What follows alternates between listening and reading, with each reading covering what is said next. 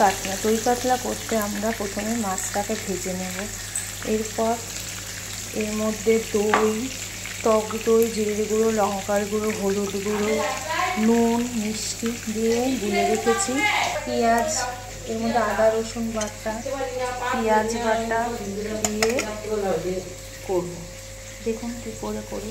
কাতলা মাছটাকে ভেজে তুলে রেখেছি, আছে সেটাকেও ভাজবো। আসলে আজকে আমাদের বাড়িতে আমার বান্ধবী আসবে।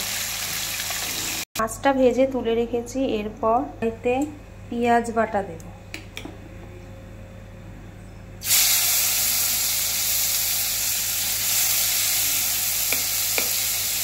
পেঁয়াজ বাটা দিয়ে ভালো করে কষে নিয়ে